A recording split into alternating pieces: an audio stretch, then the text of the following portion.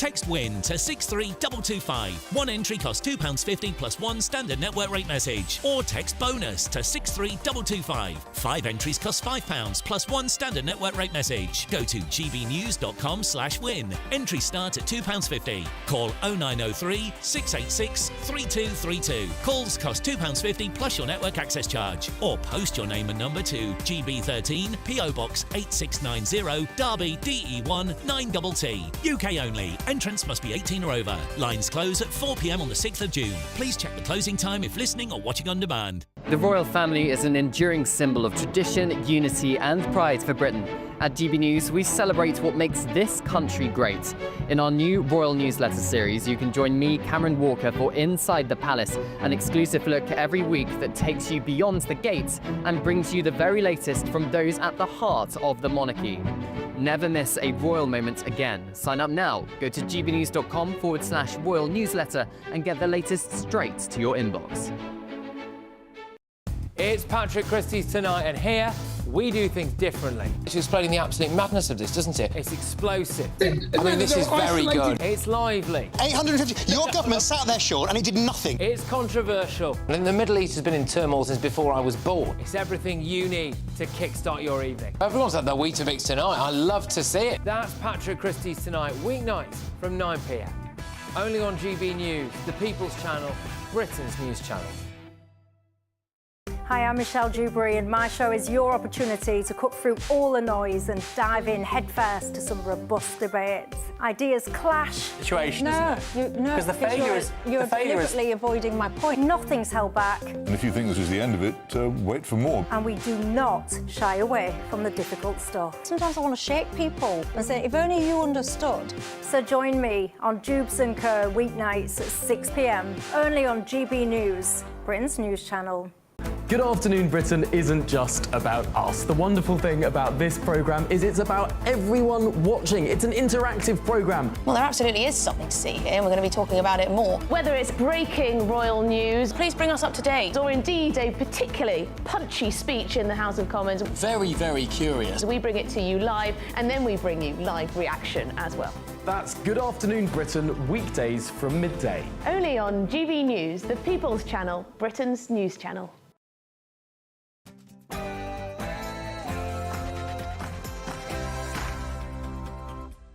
It's 9 p.m. I'm Patrick Christys. Tonight. Well, this is a historic day for the United Kingdom and for India. Keir Starmer's Indian trade deal has unravelled.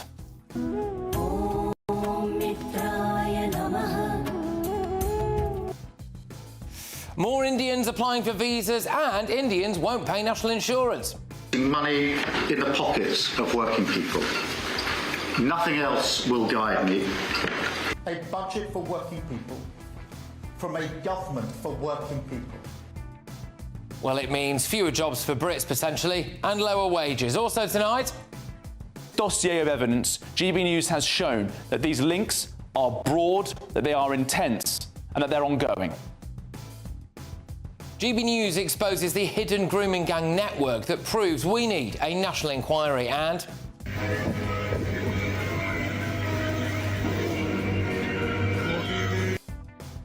I reveal exclusive footage of the French giving life jackets to illegal immigrants. Plus... ban our national flags, but we're going to wave you goodbye, and we'll look forward in the future to working with you as sovereign. Well, our reform right to ban all foreign flags from flying above official buildings. Plus... Well, I'm not aware of any changes planned. I wouldn't be close to those sorts of discussions at this stage. They're normally decisions taken around things like budgets and spending reviews. Will Labour reinstate the winter fuel payment for pensioners, or is it too little too late? And... exams are stressful, but stress doesn't have to take over your life. If we understand the science of how it works, we can make it work for us. Parents, believe it or not, are booking time off work to help kids with their GCSEs. Are you a bad parent if you don't? On my panel tonight, we have got the broadcaster Esther Krakow, the former editor of the London Evening Standard, Emily Sheffield, and journalist Jonathan Liss. Oh, and what on earth did this lot look like? Hold it up top. That smile. Hold it, how are you, sir? One more smile this way, Connie. Hello. Come on over this way. Take a step back. One step back. There you go. Perfect. Get ready, Britain. Here we go.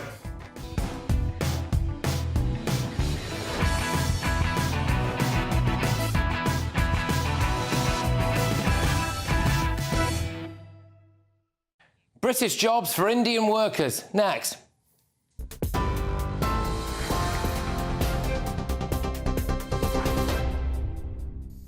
Patrick, thank you. The top stories. The Canadian Prime Minister Mark Carney says Canada is not for sale as US President Donald Trump insists the country would benefit from becoming the 51st US state. The US President added that Canada's opposition to his proposal wouldn't impact their discussions today. It's the first time the two have been meeting and, of course, whilst the trade war frays US-Canada relations. Speaking from the Oval Office, Mr Trump says that we're going to be friends with Canada regardless of the current row on tariffs. Elsewhere, the UK and India have agreed a landmark trade deal which delivers on the UK government's core mission of growing the economy and raising living standards. The deal will make it easier for UK firms to export whiskey, cars and other products to India and cut taxes on India's clothing and footwear exports. India's Prime Minister says his country had concluded an ambitious and mutually beneficial free trade agreement with the UK. The Business and Trade Secretary Jonathan Reynolds says it's a tremendous statement to the world, adding the world needs a story like this right now. Downing Street says the Prime Minister will visit India at the earliest opportunity. Sir Keir Starmer is saying the trade deal with India will grow the economy and deliver for British people and business. Well, Labour has accused Kemi Badenoch of desperately seeking to distract from her failure with a made-up row about a standard tax agreement in the UK-India trade deal. The Conservatives have been criticising the government over a convention in the deal which will see some Indian workers in Britain and some British workers in India avoid paying national insurance contributions in the destination country for the first 3 years. The arrangement will not apply to all Indian workers in the UK. Labour has issued a statement this evening saying this deal will provide an annual £4.8 billion boost for British businesses, create more jobs, raise wages by more than £2 billion a year and bring down prices for hard-pressed consumers. In other news, 2 men have been arrested after a customer was stabbed to death in a city centre bank in Derby. The man, aged in his 30s, was attacked inside Lloyd's Bank in St Peter's Street around 2:30 this afternoon. The force said he was pronounced dead at the scene. A man in his 40s has been arrested on suspicion of murder, whilst another man aged in his 30s was arrested on suspicion of assisting an offender. And King Charles attended the Ocean with David Attenborough world premiere at London's Royal Festival Hall. The new documentary includes dramatic footage of the devastation fishing practices such as bottom trawling wreak on the seabed and its wildlife, as well as highlighting the wonder of natural habitats from kelp forests to coral reefs and the need to protect them. Sir David, who turns 99 on Thursday, says after almost 100 years on the planet, I now understand the most important place on Earth is not on land, but at sea. Those are the latest headlines for now. More from me in an hour. For the very latest GB News direct to your smartphone, sign up to News Alerts by scanning the QR code or go to gbnews.com/alerts.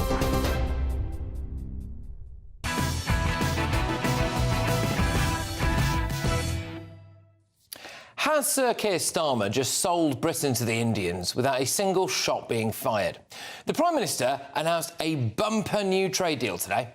Well, this is a historic day for the United Kingdom and for India, because this is the biggest trade deal that we, the UK, have done since we left the EU, and it's the most ambitious trade deal that India has ever done. And this will be measured in billions of pounds into our economy and jobs across the whole of the United Kingdom. So it is a really important, significant day. The Prime Minister said that it is fantastic news for British business, British workers and British shoppers, and then the whole thing seemed to unravel. The Indian government released a statement, hailing it as a massive win when it came to helping Indians move to Britain. It's emerged that Indian workers who move to Britain and British workers going to India will pay no national insurance for the first 3 years. Starmer and Reeves raised national insurance for Brits. Well, what could this mean? A huge influx of Indian workers into Britain. Employers can pay them less, so fewer jobs for British workers and lower wages for British workers. Labour says this doesn't change the immigration rules. The Indian government says it does.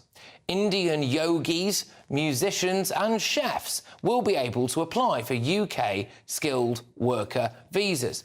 Before the trade deal, they had no route into the UK job market. The Prime Minister was pressed on this issue today. Always give and take in these things. Where did you land on the number of visas that you're going to grant to Indian nationals? Will it affect net migration? Look, there were tough negotiations on both sides, as you would expect, but because we were serious and pragmatic... Just hang on a minute, because he's actually still going and he still hasn't mentioned the word visa. And providing the leadership to our negotiating teams, we were able to resolve the difficulties that have held this up for the best part of 8 years. Can't answer it, can he? Can't answer the question about visas. Why not, Prime Minister? Why can't you just tell us? The UK government claimed the agreement would add £4.8 billion to the UK economy and 2.2 billion quid in wages a year by 2040. This appears to have been disproved. It's claimed by one Tory MP that it will actually add around 0.1% to GDP and that the impact on GDP per capita will be non-existent. In fact, I can actually see a future where it costs us money. In 2020, more Indians overstayed their visa than any other nationality, 20,706 of them. In 2025, a report showed that 3,561 individuals of Indian nationality were claiming benefits in the UK. That's the 5th highest, I believe, of any nationality. British workers are being taxed more than ever before. Our Prime Minister has just allowed Indian workers to come to Britain and pay no national insurance tax here, and British taxpayers will pay for those who might end up on benefits. Well, I'm joined now by the Shadow Business and Trade Secretary, Andrew Griffiths. Now, Andrew, thank you very, very much. I'm going to quote to you something that Mike Tapp, the Labour MP, has had to say. He actually is of the view that there is, quote, no negative spin to this whatsoever. He says that basically this is not going to increase immigration from India and that you guys had 8 years to try and do a trade deal and you didn't do it. I'll just say, he says this is a standard tax agreement we already have with 50 other countries. Is he right about that?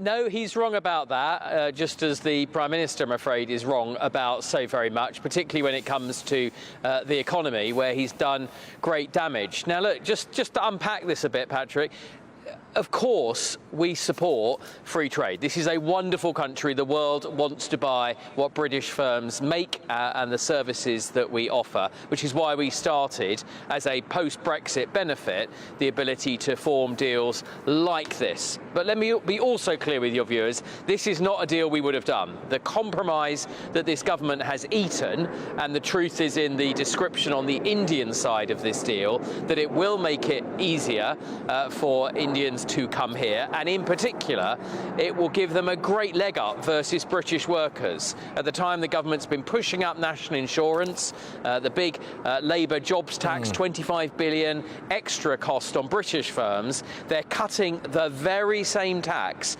on Indian workers employed by Indian firms coming over here. So if you think about a business like Jaguar up in Solihull, a great business, it'll be cheaper for them to transfer workers from India than it will to give British workers local jobs. Not a lot of sympathy for Jaguar. Lots of good things. It is a Brexit that was about trans aliens, but they also say, Mike Tapp also says, it doesn't apply to Indian nationals applying for UK jobs. It doesn't grant access to UK benefits, and it doesn't change immigration rules. So there appears to be two very different readings of this trade deal, Mr. Griffith. Well, some of those points you just said are more accurate than the previous ones, and it does actually open up a little bit the visa rules that Indians can apply for. It doesn't affect those that are applying for British jobs. That's quite correct. But look, big picture, we are taking no lessons at all from Labour. Yes, this deal has some good components. It is a Brexit benefit from a Labour Party that voted 48 times to overturn Brexit. If they'd got their way, there would be no way that British firms could get better access to Indian markets, one of the fastest growing economies in the world, growing much faster than the European Union, where they are gearing up later this month with their Surrender Summit on the 19th of May to give back so many of the powers that we were able to obtain through Brexit. Keir Starmer will no doubt be making the point that for British workers looking to go to India for about 3 years, they also don't pay any equivalent of national insurance over there. So they say this is good, it works both ways. So what's the problem? Well, there's a vanishingly small number. Unlike some of the other deals like in Canada or Korea, there's a vanishingly small number of British workers that go to India. So it's just not symmetrical, Patrick. The truth is, and you can see this in the fact that the UK government didn't talk about this aspect of the deal at all. Not in their press release, not in Parliament. In India, they hailed this as a great win. Once again, when Labour negotiates, Britain is the country that loses. Yeah, the reason we actually found out so quickly about some of these points was because of the press release the Indian government put out. So there we go. Thank you very much. Tremendous to have you on the show. All the very best. I'll see you soon. Andrew Griffith there, the Shadow Business and Trade Secretary. Right, let's find out what my panel make of this. We, of course, have Esther Kraku, don't we, the political commentator and columnist. We've got Jonathan List, the journalist, and Emily Sheffield as well, the former editor of the London Evening Standard. Thank you very much. I'll start with you on this, Esther. I mean, the optics of it, regardless of what maybe the detail is, the way that this has been explained, or not explained, has allowed people to say it looks as though you're hiking tax for British workers, and you are making Indian workers pay no tax, i.e. putting Brits at the back of the queue. Yes, the comms on this has been terrible, but I think that we've seen a gaping hole where competent comms is supposed to be coming out of Downing Street. Now, the explanation should be that we have this kind of deal with other countries, like South Korea, for example, where if South Korean companies send their workers to relocate temporarily to the UK as you get transferred for jobs, they don't have to pay national insurance contributions in the UK because they're still paying those obligations in South Korea. The reason why people are upset about this is because, one, we don't actually know how this would materialise in real life, but also the Indian nationals have a reputation of overstaying their visas quite badly in this country, so they don't actually have a lot of good faith amongst the British population of actually being able to honour their visa obligations and then go back.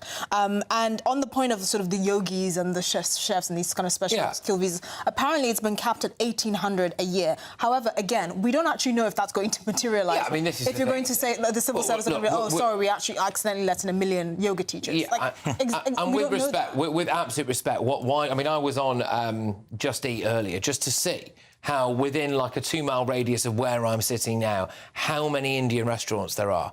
And there's like 150, right? It's insane. We don't need any more skilled Indian chefs, do we?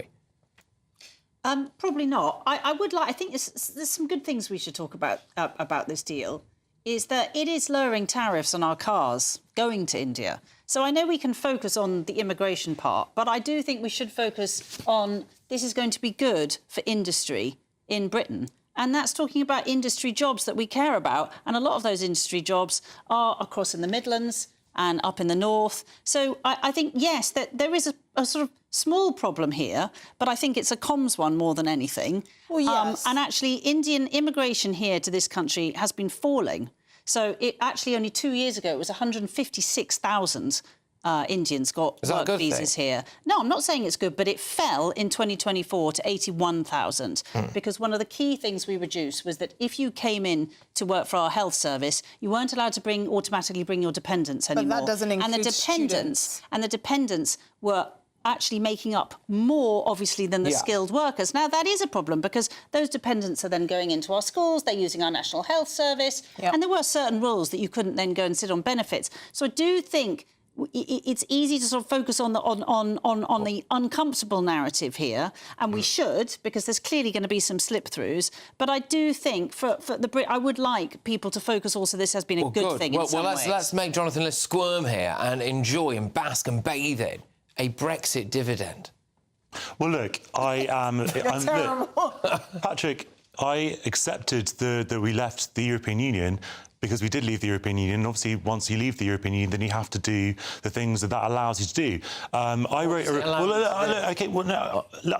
a report about Brexit benefits, quote-unquote, trade deals. Yeah. And along with everyone else who wrote reports on this, we realised and calculated that any benefit from this deal, and Nick Timothy might well be right, by the way, that it will add an infinitesimally small amount to our GDP, which is vastly outweighed by the hit GDP of Brexit. Having said that, it doesn't mean that we should just sort of, sit on our knees and not do anything for the rest of our lives. Obviously, we have to make the best of a bad job, which Brexit was. Having so with that, a deal with India, which people, I'll be completely honest, people said would be very, very difficult, nigh on impossible, because India is such a protectionist country. I'm impressed the government has managed to get that deal, which the Conservatives did not manage to do, and also reduce the vast tariffs that India has traditionally placed on our industries. The Scotch whisky industry has petitioned for years and years because it's very popular in India and it's subject to enormous tariffs. Those are now being slashed. Luxury cars, Zemley said to India, we need a car industry, Patrick, as you will admit freely yourself.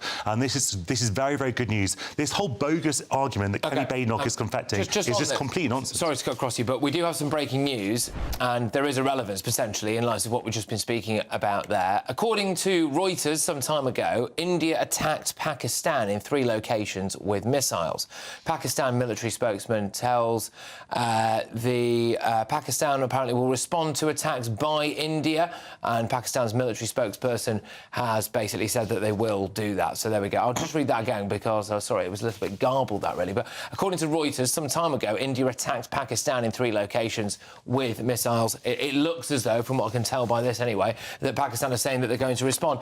Just in light of this, I can't help but wonder whether or not now it looks as though the Prime Minister has taken India's side in all of this, and that might have some ramifications on the streets. I think the main sort of driver behind getting this deal over the line is Trump's tariffs, and that's kind of pushed countries to be hasty to try and secure free trade deals. I mean, this is only India's 16th, and the 15 previous free trade deals they've signed have been actually not as ambitious as this one. So there is a lot to be said about that. That being said, there are questions around, of course, the numbers, people overstaying their visas, the ability to track them. But there's also going to be some questions around steel and cement. Well, coming into this those country, questions are around China, because not India. It's not just around China. It's about whether we apply a carbon tax. And this country, at this moment, just to say, sorry, sir, I do actually seriously think this is quite a significant development. Look, it's massive. Look, these are two nuclear-armed countries, and they have a history. They have a history of fighting. Sorry, can we just go? Sorry, just because they have a history of fighting several wars since independence, and it's obviously incredibly dangerous whenever they do. Not just because of the standard risks to life, but because these are both nuclear-armed countries, and so also obviously there's a huge diaspora of population in this country. Absolutely, as well. but obviously the UK government is not going to be taking sides, rightly so. But I would strongly expect the UK government to be urging de-escalation, as everyone should be, because this is incredibly dangerous. Yeah, I must say I am quite concerned. Again, there's this breaking news that we are bringing you that Pakistan says that India has attacked them at 3 locations with missiles. My big concern, as always, when we see a foreign conflict, well, primarily is what does that mean for us here in Britain? And I can't help but wonder whether or not sectarian violence on the streets of Britain is just around the corner. Well, there's no history of that. No, there is. There's very little. Not when India, not because of India and Pakistan fighting, though. No, well, it was members of the Indian community who happened to be Hindus in Leicester versus members of the Pakistani community. Yes, it wasn't triggered by military conflict. Which makes my concern that something like this might lead to that even more significant, I would argue. But coming up, a growing number of parents are taking time off to support their kids through exams. So, what I want to ask is, are you a bad parent if you don't take so-called exam leave? But first,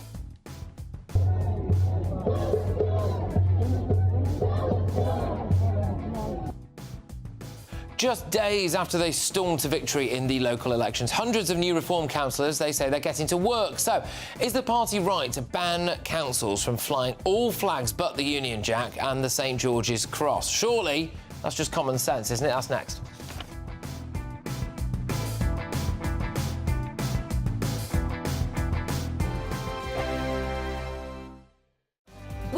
to be GB News, the People's Channel. And as you know, we always love to hear your views. Now, there's a new way of getting in touch with us at gbnews.com/yoursay. By commenting, you can be part of a live conversation and join our GB News community. You can even talk to me, Bev Turner, or any of the members of the GB News family. Hi, I'm Michelle Dewberry, and my show is your opportunity to cut through all the noise and dive in headfirst to some robust debates. Ideas clash. Situation, isn't it? No, Because the failure is... You're the failure is... deliberately avoiding my point. Nothing's held back. And if you think this is the end of it, wait for more. And we do not shy away from the difficult stuff. Sometimes I want to shake people and say, if only you understood. So join me on Jubes and Co weeknights at 6 p.m, only on GB News, Britain's news channel.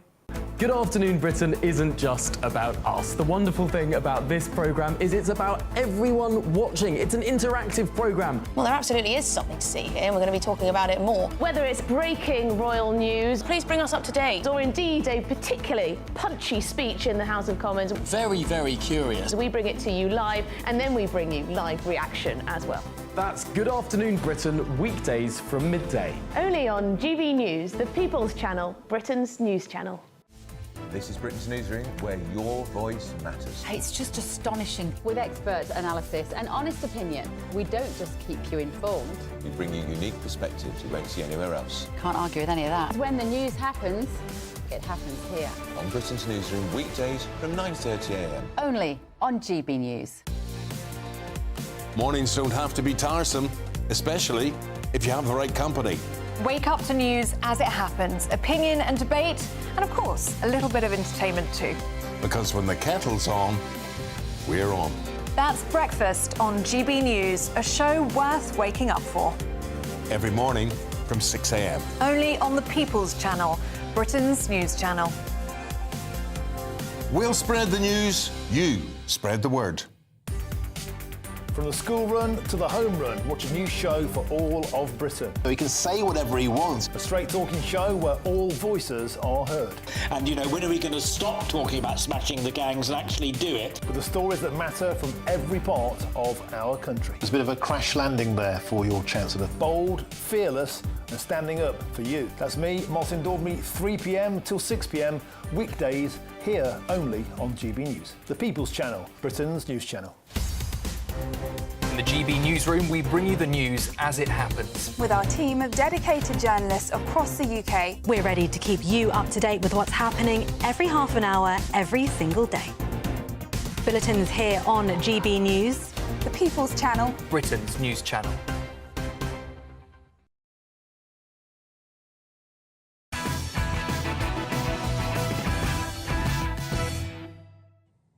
Welcome back to Patrick Christys tonight. So coming up, should parents take exam leave to support their kids? But first, should councils be banned from flying any flag but the Union Jack and the St George's Cross? It's time now for the head-to-head. So, just days after they swept to victory at the local elections, hundreds of new Reform UK councillors are getting down to work. Party chairman Zia Youssef announced over the weekend that Reform-controlled councils will only be allowed to fly the Union Jack, St George's flag or the county flag. Well, in May last year, Westminster Council was slammed for decking out the centre of London in a load of pride flags. And they aren't the only council shunning the Union Jack. No, Sheffield Council hoisted the Palestinian flag above the town hall in November last year to mark the United Nations Day of Solidarity with the Palestinian people, of course. And who could forget this? Well, in March last year, Westminster Abbey flew the Pakistani flag to celebrate Pakistani Independence Day. So tonight I'm asking, is Reform right to ban the councils from flying all flags but the Union Jack or the St George's Cross? Joining us now to discuss this is political commentator Emma Trimble and broadcaster and commentator Fahima Mohammed. Emma, I will start with you. What do you think? Do you think this is right, then, that we should only be having our national flags or the county flags? Yeah, absolutely. I mean, we have a problem, I think, at the moment where it's not just institutions, public institutions, companies as well. They have this kind of leaky concept of what they're supposed to be about. Councils government institutions, public services, civil servants, they have a specific function and they should only do that function. And so any national institution should only be flying either the flag of the Union, the flag of the nation, whether it's England, Ireland, Scotland or Wales. And I think it's fair enough that, you know, in any country in the Union, we should be able to fly any of the other flags in the Union, and also local flags, whether that is a county flag or regional in some way. So no, I don't think it's right that they should be flying pride flags. They should be flying anything that is linked to any kind of divisive political or ideological cause. All right, Fahima, why should a local council have the pride flag and the Ukrainian flag over it? Well, let's be honest, this flag ban policy from Reform UK isn't just about patriotism, it's political signalling, and it leans heavily into far-right territory. Why? Because it promotes a narrow, enforced version of British identity, one that says only two flags are acceptable and every other symbol of history, solidarity, or cultural contribution should be erased from public view. That's ethnocentric. It's only on council buildings, you know, just to make sure we're clear. Sorry, Fahima. I just want to be sure we're very clear on this. You understand they're not banning flags from being hung from people's windows or in people's cars or on lampposts or whatever. You understand it's just council buildings. So why should a council building somewhere have the Pakistani flag above it? But even still, we are prioritising one version of Britishness while silencing everyone else. So is the Palestinian flag British? Rhetoric, is it? It is, basically, because at the end of the day, when it comes to forbidding flying the Ukrainian flag in solidarity, or flags of France or the US D-Day, commemorations, whatever it is, again, it's basically silencing what the narrative of British identity really represents. It's cultural dominance, not British pride. Okay. And it's also one of which, you know, symbols like of the Windrush commemorations, the symbols that even of the Caribbean to honor the Black British history. You know, that sort of generation helped rebuild post-war Britain. Yeah, I mean, OK, so did Brits. But, you know, Emma, what do you make of that? I mean, come off it. Like, if you have a problem with the Union flag, if you have a problem with the flag of St. George, if you think that that is a far right, that is a you problem. I think the idea that, you know, all of the flags of all of the other nations around the world are in some way British just because there are people who live in this country who have ancestry from those countries. You know, the flag should be a unifying thing for every person who is a subject in this country of the crown. I just think it's ridiculous to suggest that this is signalling anything. If anybody is signalling, it's councils and public servants, whether it's even, you know, in various departments, they're signalling their allegiance to various divisive and contested political and ideological causes around the world. And actually, the fact is that if you want to talk about multiculturalism, well, in a multicultural society, you can't be having public institutions flying the flags of other countries because, as you've just pointed out there, Patrick, those countries sometimes go to war with one another. And so it's not divisive, it's also playing into sectarianism. Instead, we should unite under our flag and be proud of our national culture. Being proud of the British flag and having it should be first. No one's denying that. But it shouldn't be the only one that's there. In Canada, these are also global democracies where they have, you know, in the US, in Germany, both the national flags and other things are there. Despite difficult past, it's not, you are alluding to other flags that are being divisive, which is also completely wrong. Just to say, Fahima, so what we're looking at here is Westminster Abbey with the flag of Pakistan above it. In Pakistan, have we ever had a British flag above a mosque? It could be alongside for certain But have we ever had that? Does that happen? We're not saying, but to completely ban it, that's But does it happen in other countries, though? In other countries, we're saying, oh, it's really bad here. Yeah, Canada, but that's not really what we're talking about, is it? Just be clear. Just be clear. In what countries are we seeing this? Are we seeing this happening? Are we seeing it in Saudi Arabia, in Iraq, in Iran, in Afghanistan, in Syria, in Lebanon? why in Jordan. Are we seeing like it? China, if you want to identify like countries like China and Russia to who is culturally authoritarianism and totalitarianism, then that's fine. Call yourself that. Don't be sort of saying that you're a democracy if you are going to be following under that route. Let's call it for what it is. That's what I'm trying to say. It doesn't really represent patriotism to have alongside the British flag on certain occasions other things as well, to recognise that kind of solidarity and cultural contribution. It's not going to erase the British patriotism. That's what you're trying to say. And that is what is sort of like enforcing something and putting it. All right. I think the problem is that sometimes there's been no British flag above those buildings. But there we go. Right, we're gonna have to move on. Thank you very much, both of you. So that is, of course, Emma Trimble there and Fahima Mohammed. Let's see what you've been saying about this online. Alex on your say says, does this rule mean that we aren't allowed to fly Israeli or Ukrainian flags? Well, not above council buildings, as I understand it. And you know, I don't... Is there a massive problem with that above council buildings? But anyway, Jane says, of course, we should fly the Union Jack above our council buildings and nothing else. Well, there we go. Those are basically the two versions of that. There is, of course, still plenty of time for you to grab your chance to win our biggest prize to date in the Great British Giveaway. It's a motorhome worth more than £67,000 and £5,000 in tax-free cash. So, here's how you can be in it to win it. Don't miss out on a prize package worth over £72,000, courtesy of Marquis Leisure. You could be driving away with this brand new Elnag Baron 560 motorhome. It comfortably sleeps 4, comes with sky roof, integrated kitchen and bathroom, and is worth over £67,000. Plus a further £5,000 in tax-free cash will make sure your next adventure makes memories to last a lifetime. For another chance to win the lot, text WIN to 63225. One entry costs £2.50 plus one standard network rate message. Or text BONUS to 63225. 5 entries cost £5 plus one standard network rate message. Go to gbnews.com/win. Entries start at £2.50. Call 0903 686 3232. Calls cost £2.50 plus your network access charge. Or post your name and number to GB13 PO Box 8690 Derby DE1 9TT. UK only. Entrance must be 18 or over. Lines close at 4 p.m. on the 6th of June. Please check the closing time if listening or watching on demand. Good luck. Well, coming up, a story that got a bit lost in the ether today is that Labour is going to crack down on visas from nationalities most likely to overstay and then claim asylum.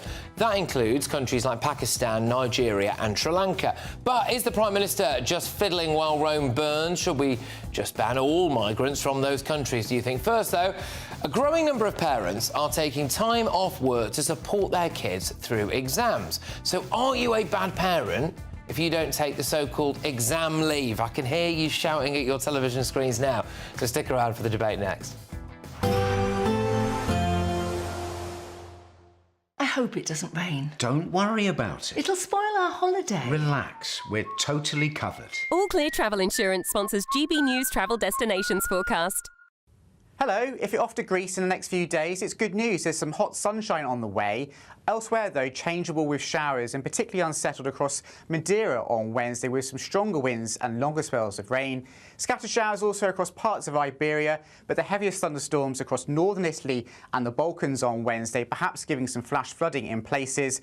Drier and sunnier across the south of Italy and across Greece, though, for the rest of this week, and it will feel warm in that sunshine. All Clear Travel Insurance sponsors GB News Travel Destinations Forecast.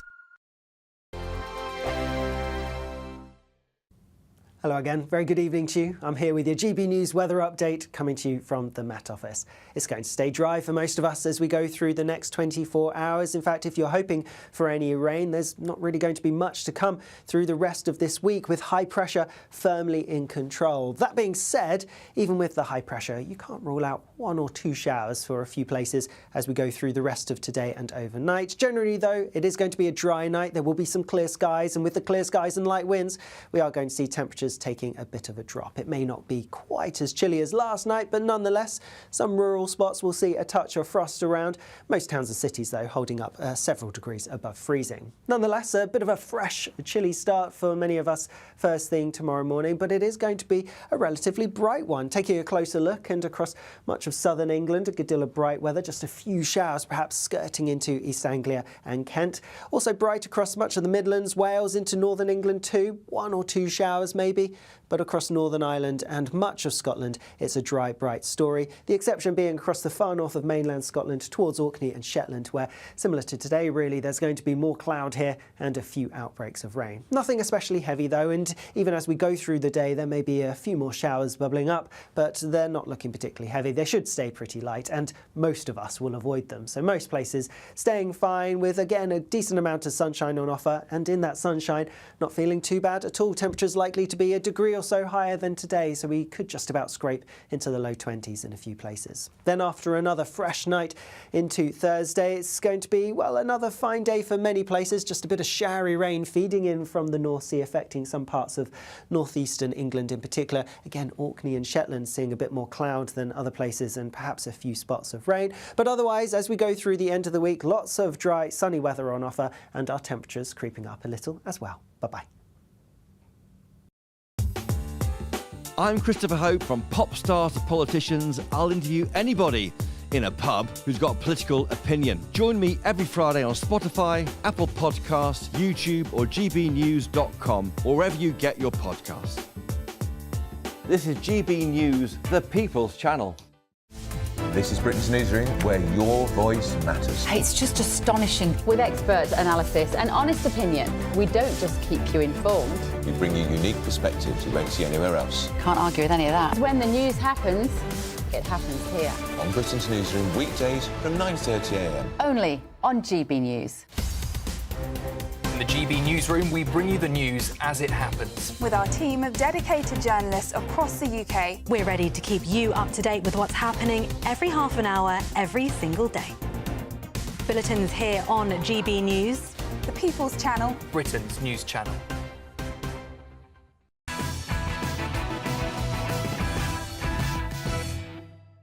Welcome back to Patrick Christys tonight. So coming up, will the Home Office's visa crackdown be enough to actually reduce net migration? But first, nervous school kids up and down the country will be busy revising for GCSE and A-level exams, some of them preparing for a whopping 31 hours of exams during May and June. Well, good luck, everyone.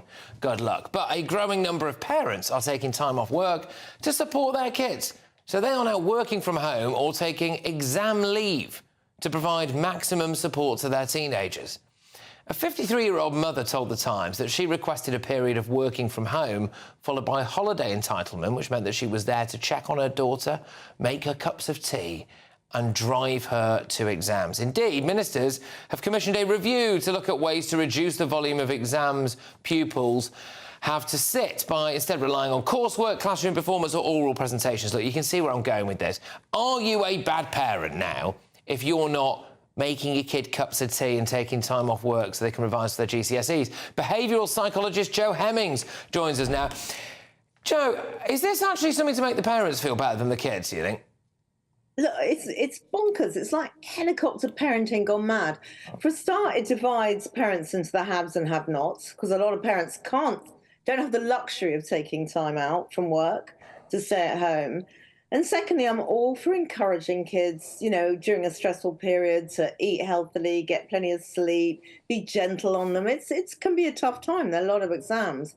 But this idea that parents are taking time off work to literally hover in that helicopter way over them to make sure they're doing the revision, I don't think is it incredibly helpful in terms of kids understanding what the exams are about, the importance of them. Yeah. You know, take the pressure off them. Don't add to the burden by constantly being in their faces. Well, this is what makes me think the parents are more worried about this than the kids, right? So, I mean, Alison's been on your stage. Says you can't work from home and run around after your child at the same time. I mean, I suppose there is that, isn't there? But is this mollycoddling, though, really? You know, little Tabitha and Oscar are sitting there, they're just revising for the GCSEs, and Mumsy keeps running in with the herbal tea for the brain power.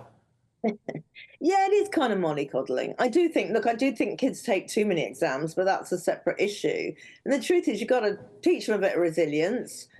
You know, just be, as I say, gentle and kind with them during what is a stressful period, but don't hover over them, checking them all the time. You know, a lot of parents simply cannot do that. I don't want them to feel guilty because they're not doing that, because actually what you want to teach your child is responsibility, independence, all those sorts of things they're never going to learn if you're constantly sort of all over them like a rash, cosseting them. I must say, I do actually think this is quite classist, actually, in a way, because with respect, I don't imagine that many working class mums out there are going to be, you know, taking time off from their jobs, or maybe I'm just, you know, picking a random job out of the ether here when it comes to this kind of line of work. You know, they're cleaning jobs, or maybe a cash-in-hand job or something like that. They're not going to be able to take time. Whereas, you know, if mummy's a high-powered lawyer, right, she can probably go, right, look, I'll cover you here, you know, I'll take a week off here, I can drive Tabitha to her exam and do... It is quite classist, I think, isn't it?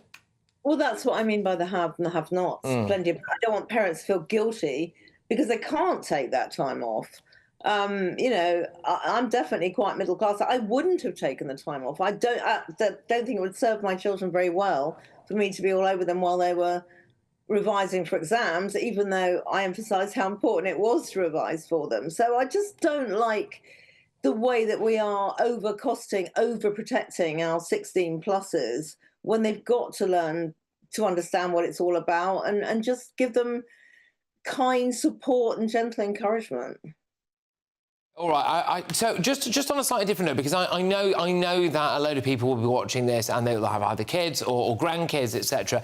31 hours of exams for children. I've been on the fence about this personally. Part of me is like, well, you know, deal with it. I think a lot of kids as well do get extra time when they don't need it. I think that's why so many kids are being diagnosed with ADHD, if you get 20% extra time or something. But I don't know, is this actually the best way to produce intellectual minds? No, look, I don't think the exam system by itself is particularly productive. I do think doing the research, doing essays, doing that kind of work, handing it in as you go is so much better. 31 hours is ridiculous. I mean, how many GCSEs does one need to take? No, I think that's a nonsense. I think it starts from there. That's why parents feel frustrated and anxious, because there's an absurd amount of time spent in an examination room. Bring more practical skills, that's what I say. You know, I think we should genuinely have things like bricklaying and all of that stuff taught in schools for some kids who want it. What's the problem with it? Why not? We've got skill shortages, and we should be wiping student loans for British students who want to go into things like nursing as well. You know, why are we saddling them with a lifetime full of debt? But anyway, Joe, thank you very much. Great to have you on the show, as always. Joe Hemmings there, behavioural psychologist. Well, at 10 p.m, I've got this. But with this dossier of evidence, GB News has shown that these links are broad, that they are intense, and that they're ongoing. Look, you're not going to want to miss this, all right? Charlie Peters and GB News have just blown the lid off the grooming gang scandal completely. And we've got the data that reveals exactly why there has to be a national inquiry. You won't want to miss it. But first, well, Labour says they're going to crack down on visas from countries where they tend to overstay and then claim asylum. So you've got Pakistan, Nigeria, Sri Lanka. But do we believe them? That's next.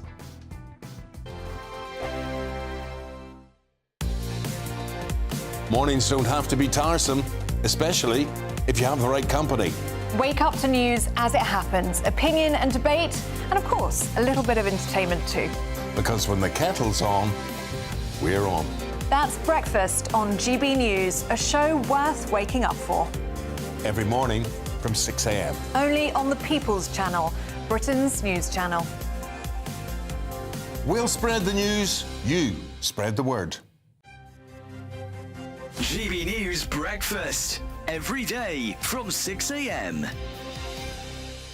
From a PETA point of view, see, you guys are in the newspapers today, PETA, and it's about the definition of a rat. Have you seen this story?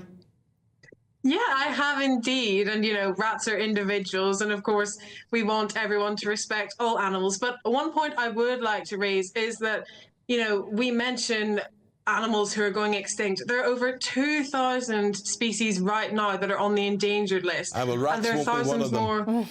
more. Well, you know, rats are important as well, but we're here to talk about, you know, the dire wolves. And it's important to point out that we need to think about what's going to happen to these animals once they're released back into the wild, because this is really complicated. Yes, and we need yes. to remember that humans don't have a good track record of our No. treatment of wolves. Thousands are being culled as we speak due to perceived overpopulation problems. So why are scientists trying to bring back more of these animals when their cousins are being blasted out of their homes? It doesn't make sense, and we need No, to I get focus our that, efforts Lucy, on I get protecting that. animals that are already here. I get that. Just to say, a rat, according to the Cambridge Dictionary, is a small rodent. The noun can mean also an unpleasant person who deceives others or is not loyal. And you guys think that's unfair to rats, and you want it redesignated and redescribed. And I don't know if James Cagney would appreciate with you, you know, because I think when he was going, "You dirty rat, you dirty rat," I don't think that he was really wanting anybody kind or nice coming to him or whatever, but that's historic film. Well, look, this is a completely friendly request, and we want to encourage everyone to respect all animals. Rats are lovely creatures, they're intelligent, and they're actually very clean. So, you know, this was a friendly request to the Oxford Dictionary, just to right a simple wrong. Okay. GB News, the People's Channel. The royal family is an enduring symbol of tradition, unity and pride for Britain. At GB News, we celebrate what makes this country great. In our new royal newsletter series, you can join me, Cameron Walker, for Inside the Palace, an exclusive look every week that takes you beyond the gates and brings you the very latest from those at the heart of the monarchy. Never miss a royal moment again. Sign up now. Go to gbnews.com/royal newsletter and get the latest straight to your inbox.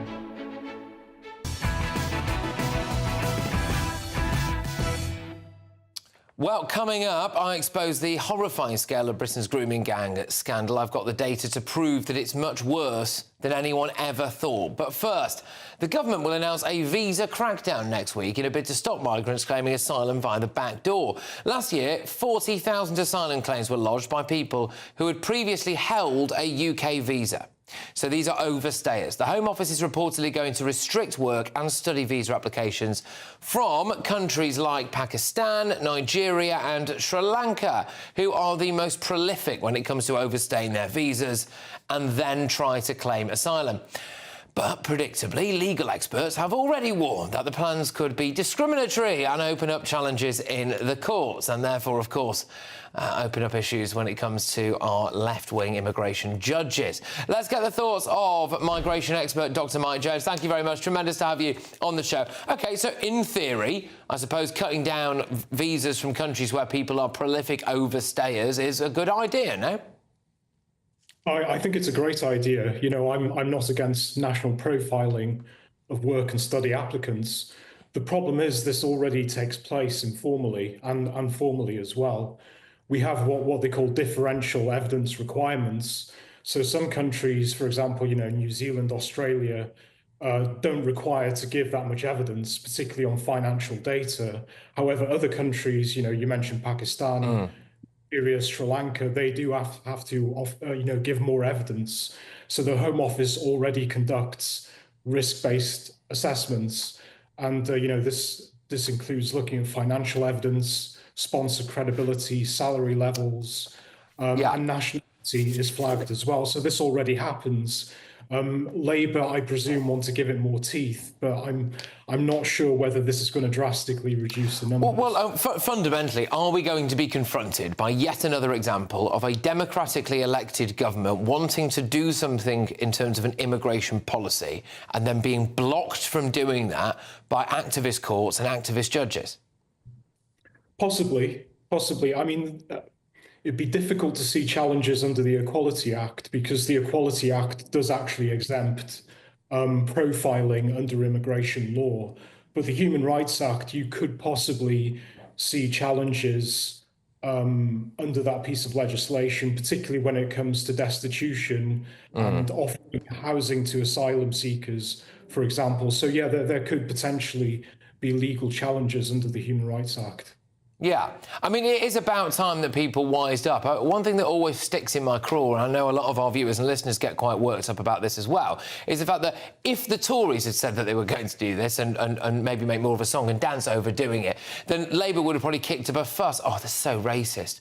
To focus in on the Pakistani and the Sri Lankan and the Nigerian community. How dare you? And then now they're in power, they're like, right, OK, this was something that we thought all along and we're going to do it. I mean, it was so duplicitous, wasn't it?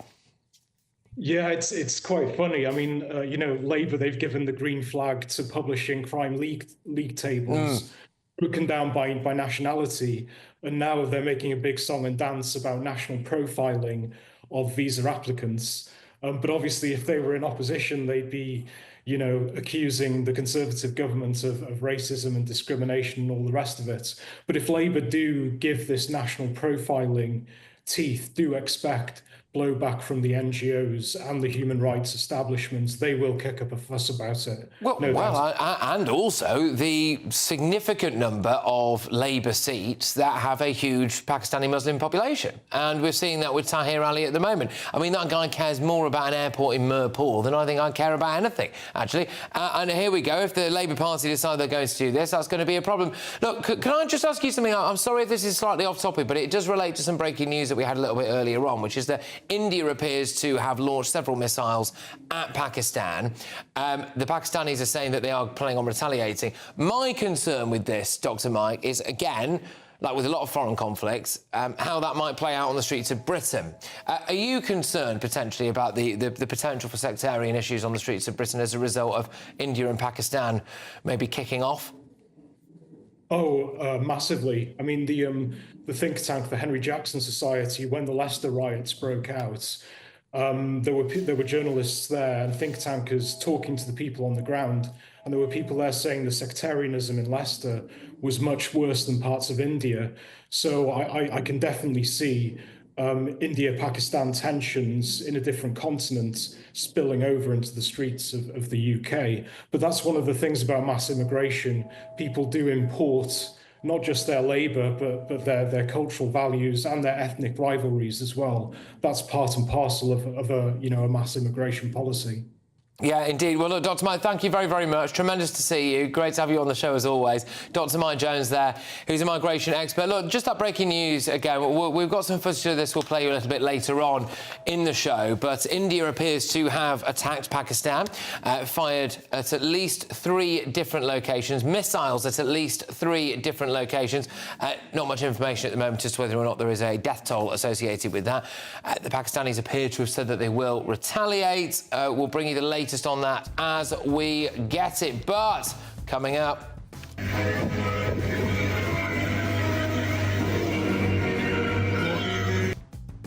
exclusive images there prove that the French are doing absolutely nothing to stop the small boats. In fact, they're helping them. So is it time to stop sending them millions in taxpayers' cash? But before all that, this dossier of evidence, GB News has shown that these links are broad, that they are intense, and that they're ongoing.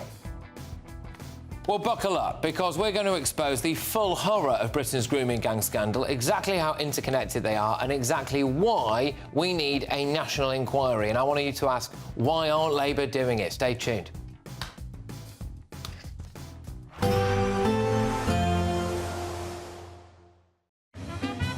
A positive outlook through the night will power through to a bright day ahead. Boxed Home Battery Storage, sponsors of weather on GB News. Hello again, very good evening to you. I'm here with your GB News weather update coming to you from the Met Office. It's going to stay dry for most of us as we go through the next 24 hours. In fact, if you're hoping for any rain, there's not really going to be much to come through the rest of this week with high pressure firmly in control. That being said, even with the high pressure, you can't rule out 1 or 2 showers for a few places as we go through the rest of today and overnight. Generally, though, it is going to be a dry night. There will be some clear skies, and with the clear skies and light winds, we are going to see temperatures temperatures taking a bit of a drop. It may not be quite as chilly as last night, but nonetheless, some rural spots will see a touch of frost around. Most towns and cities, though, holding up several degrees above freezing. Nonetheless, a bit of a fresh, chilly start for many of us first thing tomorrow morning, but it is going to be a relatively bright one. Taking a closer look, and across much of southern England, a good deal of bright weather, just a few showers perhaps skirting into East Anglia and Kent. Also bright across much of the Midlands, Wales, into northern England too. 1 or 2 showers maybe, but across Northern Ireland and much of Scotland, it's a dry, bright story. The exception being across the far north of mainland Scotland towards Orkney and Shetland, where, similar to today really, there's going to be more cloud here and a few outbreaks of rain. Nothing especially heavy though, and even as we go through the day, there may be a few more showers bubbling up, but they're not looking particularly heavy. They should stay pretty light, and most of us will avoid them. So most places staying fine with, again, a decent amount of sunshine on offer, and in that sunshine, not feeling too bad at all. Temperatures likely to be a degree or so higher than today, so we could just about scrape into the low 20s in a few places. Then after another fresh night into Thursday, it's going to be, well, another fine day for many places. Just a bit of showery rain feeding in from the North Sea, affecting some parts of northeastern England in particular. Again, Orkney and Shetland seeing a bit more cloud than other places, and perhaps a few spots of rain. But otherwise, as we go through the end of the week, lots of dry, sunny weather on offer, and our temperatures creeping up a little as well. Bye-bye. A positive outlook through the night will power through to a bright day ahead. Boxed Home Battery Storage, sponsors of weather on GB News. You could be the next big winner on the road in this brand new Alnag Baron 560 motorhome, courtesy of Marquis Leisure. Imagine the fun you could have in this luxurious home from home worth over £67,000. We'll also give you £5,000 in tax-free cash to make your next getaway a great one. And it could be all yours. For another chance to win the lot, text WIN to 63225. One entry costs £2.50 plus one standard network rate message, or text bonus to 63225. 5 entries cost £5 plus one standard network rate message. Go to gbnews.com/win. Entries start at £2.50. Call 0903 686 3232. Calls cost £2.50 plus your network access charge. Or post your name and number to GB13 PO Box 8690 Derby DE1 9TT. UK only. Entrance must be 18 or over. Lines close at 4 p.m. on the 6th of June. Please check the closing time if listening or watching on demand. Hi, I'm Michelle Dewberry, and my show is your opportunity to cut through all the noise and dive in headfirst to some robust debates. Ideas clash. Situation, no, isn't it? Because the failure is... You're deliberately avoiding my point. Nothing's held back. And if you think this is the end of it, wait for more. And we do not shy away from the difficult stuff. Sometimes I want to shake people and say, if only you understood. So join me on Jubes and Co weeknights at 6 p.m, only on GB News, Britain's news channel. I'm Christopher Hope. From pop stars to politicians, I'll interview anybody in a pub who's got a political opinion. Join me every Friday on Spotify, Apple Podcasts, YouTube or gbnews.com, or wherever you get your podcasts. This is GB News, the People's Channel. Good Afternoon Britain isn't just about us. The wonderful thing about this programme is it's about everyone watching. It's an interactive programme. Well, there absolutely is something to see here, and we're going to be talking about it more. Whether it's breaking royal news, please bring us up to date. Or indeed a particularly punchy speech in the House of Commons. Very, very curious. We bring it to you live, and then we bring you live reaction as well. That's Good Afternoon Britain, weekdays from midday. Only on GB News, the People's Channel, Britain's news channel. This is Britain's Newsroom, where your voice matters. It's just astonishing. With expert analysis and honest opinion, we don't just keep you informed. We bring you unique perspectives you won't see anywhere else. Can't argue with any of that. When the news happens, it happens here. On Britain's Newsroom, weekdays from 9:30 a.m. Only on GB News. In the GB Newsroom, we bring you the news as it happens. With our team of dedicated journalists across the UK, we're ready to keep you up to date with what's happening every half an hour, every single day. Bulletins here on GB News, the People's Channel, Britain's news channel.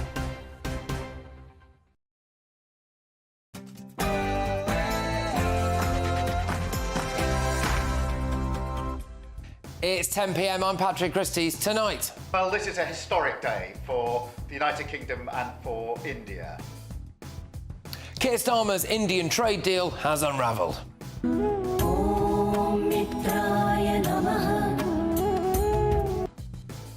More Indians can apply for visas and Indians won't pay national insurance, but also tonight. This dossier of evidence, GB News has shown that these links are broad, that they are intense, and that they're ongoing. GB News exposes the hidden grooming gang network that proves we need a national inquiry, and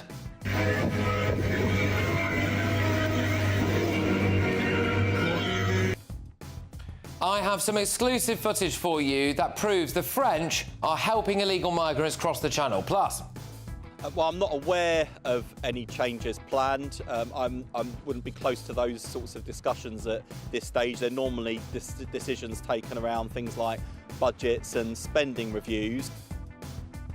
are Labour going to reinstate the winter fuel payment for pensioners? But is it too little too late? And we'll find out when I bring you tomorrow's newspaper front pages. Oh, and...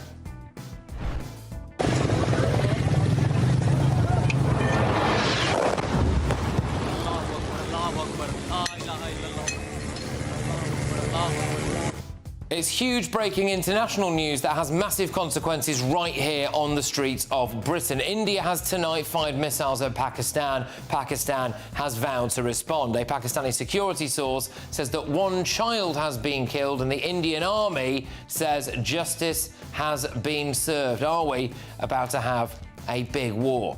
On my panel tonight, it is the broadcaster and columnist Esther Cracky. We've got the former editor of the London Evening Standard, Emily Sheffield, and journalist extraordinaire Jonathan Liss. Oh, and what on earth does this lot look like? Hold it up top, and that's a smile. Coleman, how are you, sir? One more smile this way, Coleman. Hello. Come on over this way. Take a step back. One step back. There you go. Perfect. Get ready, Britain. Here we go.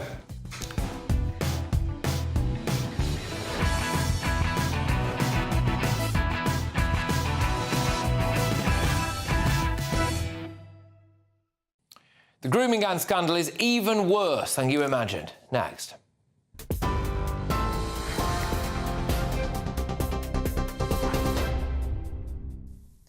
Good evening. The top stories at 10 o'clock. Some breaking news this hour. Pakistan says it's been targeted in a missile attack by India. Pakistani security officials said India fired missiles across the border in 3 locations. India's government says it launched an attack on 9 sites. The Indian Defence Ministry said it targeted terrorist infrastructure in Pakistan-occupied Jammu and Kashmir, from where terrorist attacks against India have been planned and directed, they said. After the explosions, the city's power was blacked out. According to witnesses, it was not immediately clear what the explosions were. A Pakistan security source says at least 1 child has been killed and 2 people injured. A Pakistan military spokesman said the country will respond to those attacks. Relations between the 2 countries have declined sharply following a deadly militant attack on tourists in Kashmir last month. The Canadian Prime Minister Mark Carney says Canada is not for sale, as US President Donald Trump insists the country would benefit from becoming the 51st US state. The US President added that Canada's opposition to his proposal wouldn't impact their discussions today. The meeting comes whilst the trade war frays US-Canada relations. Speaking from the Oval Office, Mr. Trump says that we're going to be friends with Canada regardless of the current row on tariffs. The UK and India have agreed a landmark trade deal which delivers on the UK government's core mission of growing the economy and raising living standards. The deal will make it easier for UK firms to export whiskey, cars and other products to India and cut taxes on India's clothing and footwear exports. India's Prime Minister says his country had concluded an ambitious and mutually beneficial free trade agreement with the UK. The Conservatives have been criticising the government over a convention in the deal, which will see some Indian workers in Britain and some British workers in India avoid paying national insurance contributions in the destination country for the first 3 years. Elsewhere, Rupert Lowe is alleged to have made threats towards Reform UK's chairman after the Metropolitan Police provided a file of evidence to the CPS, according to The Telegraph. The MP for Great Yarmouth has been accused by Zia Youssef of twice making threats of physical violence against him. The Met received a report from Mr Youssef and Lee Anderson, Reform's chief whip, in March amid a deepening civil war in the party that led to Mr Lowe being suspended. The CPS confirmed that the Met had passed on the case. And King Charles attended the Ocean with David Attenborough world premiere at London's Royal Festival Hall this evening. The new documentary includes dramatic footage of the devastation fishing practices such as bottom trawling wreak on the seabed and its wildlife, as well as highlighting the wonder of natural habitats from kelp forests to coral reefs and the need to protect them.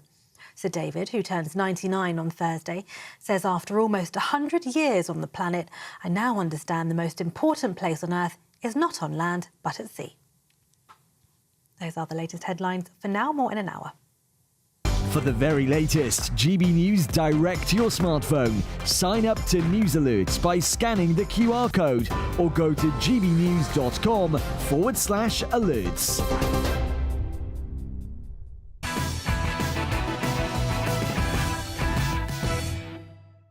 Welcome along. Very shortly, we're going to be going to Mark White for the breaking news that India has bombed Pakistan, and Pakistan say they are going to retaliate. We're going to be asking what that means for us here. But before that, are the Labour Party turning a blind eye to the Pakistani rape gang cover-up? We know that Labour do not want a full national rape gang inquiry. GB News' Charlie Peters, along with independent investigators, expose exactly why we need one. So, get a load of this. Are grooming gangs a national problem? And that it covers the entire length of the nation, with over 50 different towns and cities affected in this crisis, from Plymouth right up to Carlisle, and particularly in the north of England. You see the intensity and the severity of the abuse perpetrated here. So there we have it, OK? There have been rape gangs from Plymouth all the way up to Carlisle. This is a national problem. But were these groups linked? Because if they were, then local council investigations are not going to reveal the full scale of the problem. Also produced a trafficking and network analysis showing for the first time how widespread the links were between abusers across the different towns and cities. People moving from North Yorkshire down to London, trafficking out of Oxfordshire, survivors being moved from Liverpool down to Plymouth, widespread abuse, widespread links between organised criminal gangs. So they're linked, aren't they? Council investigations, local regional investigations aren't going to cut it, OK? It's a national problem. How many people have been convicted? Well, apparently just 500 people since 2007. And what does that tell you? It tells you that there are clearly scores of predators from all around the country who went unpunished and could still be active today. How many people have been deported? 0 since 2011. 0. The Labour Party presumably knows all of this. But today, a spokesperson for the Prime Minister said it's being weaponised, that people are using the grooming gang issue to score political points. You know what's funny? They were asked who was scoring political points out of it, and they didn't have an answer. So there you go. I mean, is this actually what Prime Minister Keir Starmer thinks? And when politicians, and I mean politicians, who sat in government for many years, are casual about honesty, decency, truth and the rule of law, calling for inquiries because they want to jump on a bandwagon of the far right. Yeah, there you go. It's what he thinks, isn't it? He said it. And then there was this slip-up from Labour's Leader of the House of Commons, which she has somewhat apologised for. I don't know whether you saw the documentary on Channel 4 about rape gangs over No, this. we want to blow that little trumpet now, do we? Yeah, OK. There was a real issue Let's get that dog whistle out, shall we? Yeah. How could anybody have looked at the facts that I've just outlined above about where these grooming gangs are, how long they've been going on for, how interconnected they are, and then think that this is a far-right bandwagon or a political point-scoring issue? Labour are, in my view, hiding something. They use the language of demonisation to stop people calling for an inquiry. So I ask again, I ask again, do you think the Labour government are turning a blind eye to the Pakistani rape gang cover-up? Let's get the thoughts of my panel. We are, of course, have Esther Kraku, Emily Sheffield and Jonathan List. Thank you very much. Esther, I'll start with you on this. Look, some people out there have been posing the question, gosh, you know, are the government complicit in some kind of cover-up? Well, this government has only been in power for 8-9 months. We have to remember that. The Tories could have called for a national inquiry. Yep. The Tories could have deported these people since 2011. The Tories could have actually given the victims justice, and they didn't. So any Tory MP that's saying anything about this needs to shut it immediately. The Labour government has inherited this problem, and they've handled it. The Tories, loads of them were put behind bars. Yeah, but they weren't deported. Many of them weren't deported. They were put behind bars. A lot of them were but they weren't, so they couldn't. Well, they couldn't be deported. No, but the Pakistani ones I know quite a lot about this topic, and the Conservatives put a huge number of them behind bars. Not enough, but a huge number. Do you think Labour's complicit in the cover-up? Well, why didn't they call for a national inquiry? I don't understand why Labour isn't calling for a national inquiry, because new evidence is coming to light.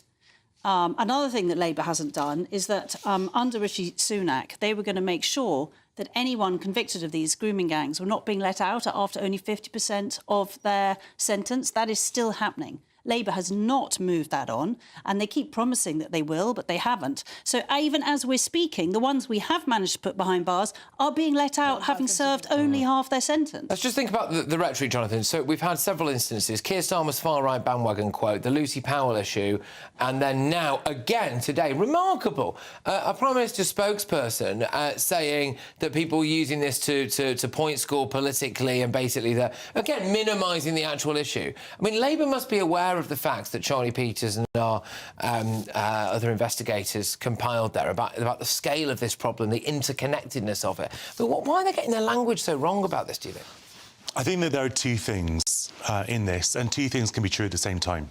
This was a horrendous series of events, which we know a lot about, and some of it we may not know enough about yet. That is true.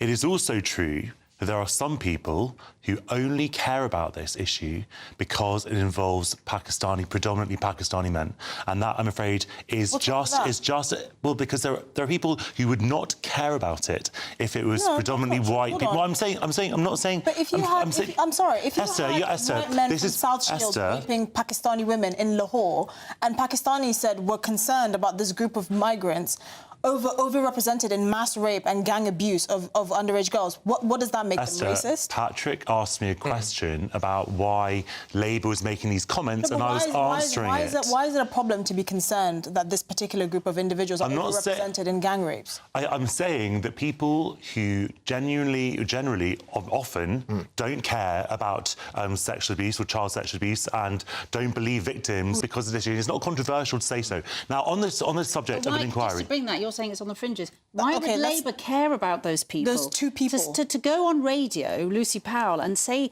bringing out that dog whistle again, that just seems... I mean, do you agree with this? Yes, I agree with you. I agree with you. Cities across Britain. Yeah, look, I am on the subject of an inquiry. I have tended to listen to experts who say that we already had, obviously, the Alexis J inquiry, even though it didn't cover this in massive detail. No, it really and also the local inquiries. But if there is evidence, I've read it, and it really. Yeah, well, if a lot of survivors say that we need to have a national inquiry to uncover things that we haven't discovered, then I think that's appropriate. Fine. I just feel as though we're all being asked to not believe what we keep hearing and seeing from Labour on this, which is that they keep putting out the odd thing like, it's a dog whistle, you've got a tiny little trumpet and you're blowing it there, you're just trying to whip up the far right. But then they keep telling us, we care about this issue so much, we take it so seriously. Do you honestly think that behind the scenes in Labour they do genuinely view this as some kind of fringe racist issue whipped up by the far right? The only thing that makes me think they really don't want this grooming inquiry, because they know it's going to hit a lot of councils that are run by Labour, is that at this point it has reached quite a problem. It is, helping reform probably in areas where reform have just won a lot of council seats.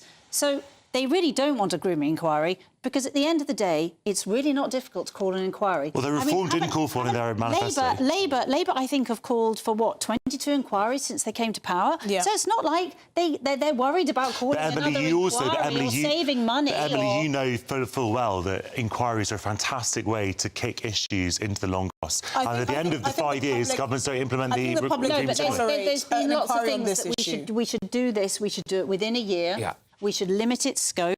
You know, there are lots of ways to stop inquiries running on and on. Let me just put this... You can put guardrails in. Let me just pop this to Esther before we move on to that continuing ongoing breaking news of the night. They could use things like Charlie Peters' latest thing there about literally drawing up the dots between the interconnectedness between these gangs. Saying from Plymouth to Carlisle. Like cargo, literally You've got sexual people, cargo. Yeah, so it's a national picture, isn't it? It's a great opportunity for the Labour government to just look at that and go, right, OK, tell you what, national issue, national inquiry. Of course, they could do that. But again, I mean, someone like Jess Phillips has been completely discredited on the issue. And like Emily said, you know, it will probably dig up issues and the councils that they're struggling to hold on to. And I really don't understand the reluctance to actually listen to some of their own MPs. This is the thing. It's not like Labour doesn't have any their own backlash. councils. Remember, Oldham asked Jess Phillips, actually, and she refused to turn up to a meeting. They actually said, we didn't ask before. I think a couple of councillors had before. This time, the whole council was in agreement. Actually, this has got so big, we need an inquiry. And she didn't go. Well, yeah, not at the time. Right, OK, thank you for that. Let's whiz ourselves on, because I just want to bring you some more on that breaking news from the past few minutes. So, Indian forces have attacked Pakistan with missiles in 3 locations. Pakistan's military spokesman is quoted by the country's state TV as saying that India has attacked them at 3 locations. Should we take a little look?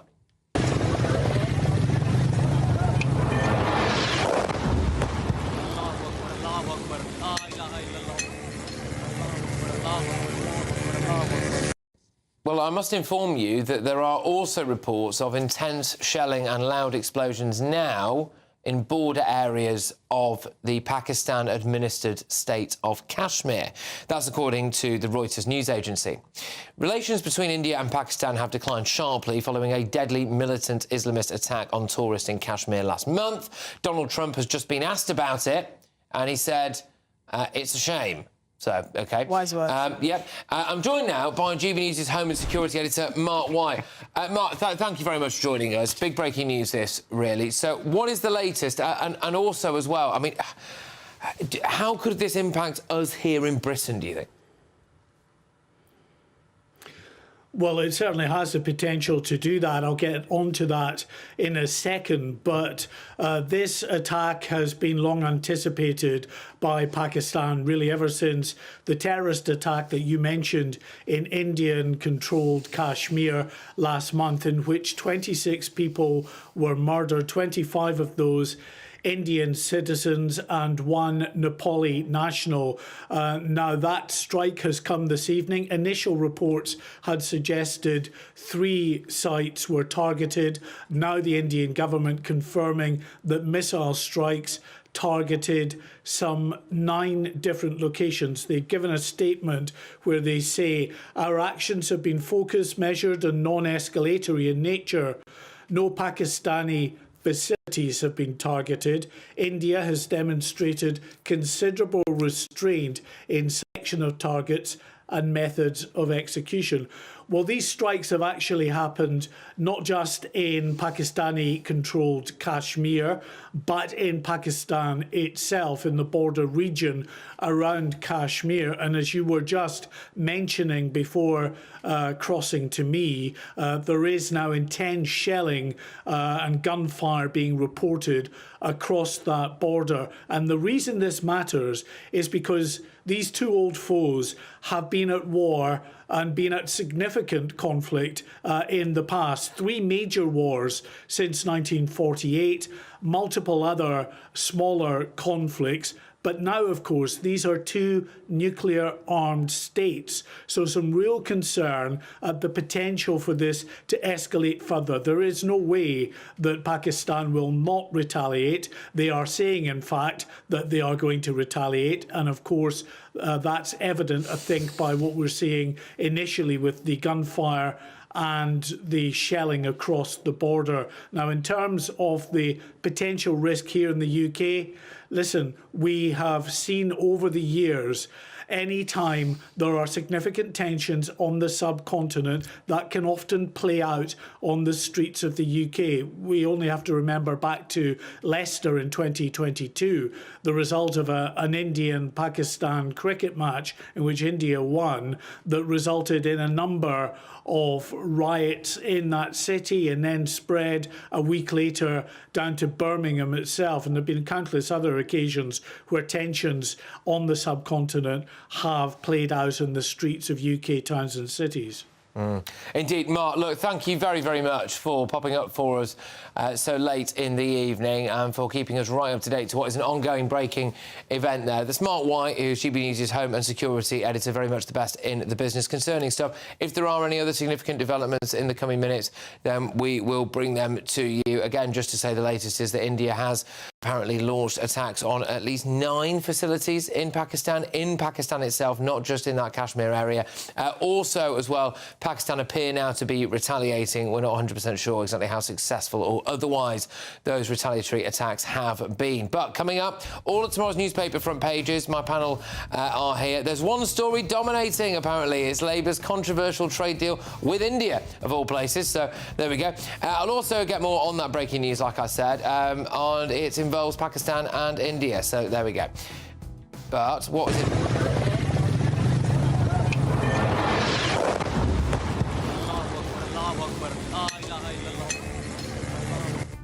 Yeah, of course, what does it mean for us? But first...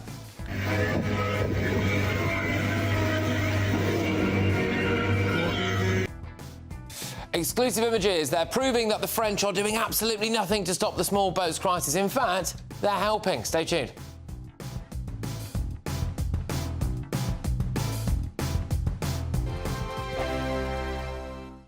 Headliners on GB News 11 p.m. every night. It's got 3 top comedians going through the next day's newspapers so you don't have to read them, which is great. That's a good point. He's lying. I mean, maybe he's not lying. That's Headliners every night from 11 p.m. and 5 a.m. as well on GB News, Britain's news channel. Join me, Nana Okoye, for an informative, interactive news programme with a difference. It's fun. No, he didn't say that, Dave. I'm so surprised. I think there's an element of truth to that. Join me from 3 p.m. every weekend, only on GB News, Britain's news channel. GB News Breakfast, every day from 6 a.m. Amazing. I'm so pleased for him, and I think everybody in Northern Ireland. He did defeat an Englishman in the playoff. He did. Which is, Justin Rose. Yeah. See, Justin Rose, not many people are going to talk about Justin Rose, well, apart from us. Yes. But Justin Rose, it talk about, you know, the bridesmaid and the bride, and it's been that with Rory. He's been the runner-up in the Masters twice. And 44 years old, and to do what he did and get a round of 66 was incredible. But Rory, see, people have written Rory off, and I've got to admit, even a couple of years ago, and I'm thinking, this is not going to happen for Rory, because it's this ultimate Grand Slam. Now, I think in golf, the Grand Slam is probably harder to win than any other sport, tennis, anything else. Because if you just look at the list, so this is basically to win the PGA, the American PGA, the US Open, the Open here, and the Masters. So this is to win the big 4 throughout your career. And only Gene Sarazen in 35, Ben Hogan in 1953, Gary Player in 1965, the legendary Jack Nicklaus in 66, and Tiger Woods in 2000. They're the only people to have done it. And if you think of all the great golfers over the years, nobody, apart from them, have managed it. And now Rory's managed it, and that makes him the greatest European golfer there has ever been. Well, there's emotion you see there. I mean, you see what he so wants. I mean, absolutely. I mean, he broke down in tears at the end, and it's not surprising because this is the thing. And it's 2011 was the last time he won a major. So at the time when he was much younger, they were coming left, right, and centre, and you think this kid's going to do everything. And then he was winning tournaments, but not those majors. And it was the Masters. That was the one he wanted. Well, give him a bus tour. You know, get the open top bus out, get him around, and he will. He'll deserve it. I mean, absolute hero. GB News, the People's Channel.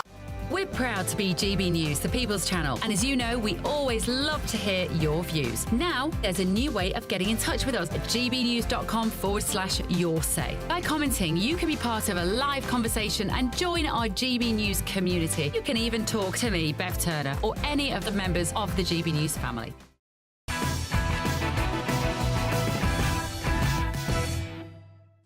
Welcome back. So, all of tomorrow's newspaper front pages are coming up shortly, but first, exclusive footage obtained by GB News appears to prove that the French are handing out life jackets to small boat migrants.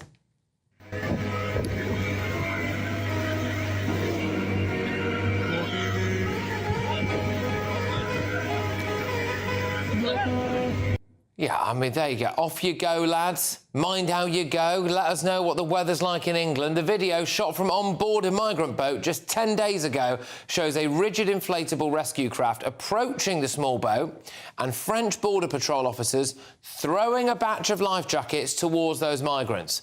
The migrants are then seen catching the vests and shouting, "Hey, thank you, merci beaucoup. Thanks for that," as they make their way to Britain, where presumably it was only a few minutes before, you know, either the Royal Navy or the RNLI or wherever it is picks them up in the Channel and brings them to a hotel near you. So how does that make you feel at home, thinking that we're paying the French for this, aren't we, and that we're helping them along the way? Joining me now is the brand new Reform County Councillor for Kent, Maxwell Harrison. Maxwell, thank you very much. Well, congratulations, I suppose, firstly, on your victory. How does that make you feel, looking at those clips there? How does that make you feel? Honestly, Patrick, it is absolutely disgraceful looking at that video. We are truly and utterly borderless Britain, and to think that the French now are aiding and abetting these men to come and break into our country illegally is an absolute sham. And if it's found out that it is actually the British taxpayers who are paying for these life jackets, I'll tell you something, we will see a political revolt in this country, which makes last Thursday look tame. Well, indeed. What are Reform going to do about this stuff, though? Well, in terms at a local level, there's very little Kent County Council can do. However, as the use of the party chairman said on the weekend, we will look at doing injunctions and using other legal apparatus to ensure we can do all we can to resist this utter madness. But when we win the general election in 2029, we are going to leave the ECHR, and as Nigel Farage has promised, we will deport every single legal immigrant in this country. The reality is, Maxwell, I think that unless Reform win a general election and have total control of the country, there isn't really a huge amount you can do, is there, to be fair? Well, no, that's because both the Labour Party and the Conservative Party, neither of them have any political will to address this issue. And actually, I mean, we are a laughingstock of a country. The fact that we can't control our own borders, the fact that illegal crossings have increased by 40% from last year, and that Keir Starmer said he would stop and smash the gangs, it's nonsense. That's why they had such a hammering last week.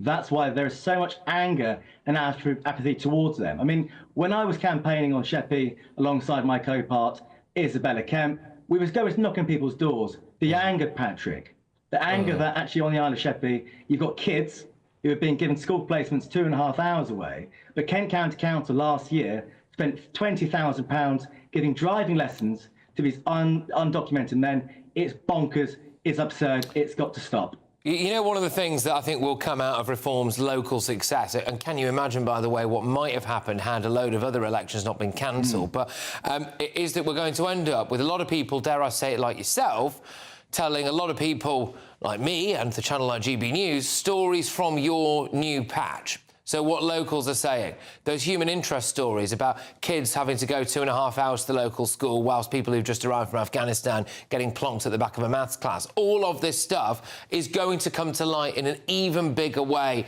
than it was already. And I know that a lot of people in the British public, you know, are looking forward to hearing about that so that they can actually strengthen their feelings on that matter. Maxwell, I will ask you, and I hope you don't mind me being a bit cheeky here, are the French actually our friends? Because it does appear that they are aiding in the invasion of Britain, doesn't it? Well, the basis of friendship is that you have good faith and good trust in one another. And actually, right now, the way the French are treating us, I mean, you've got to remember, we're paying them £500 million to stop these men entering the water. You know, it is dangerous.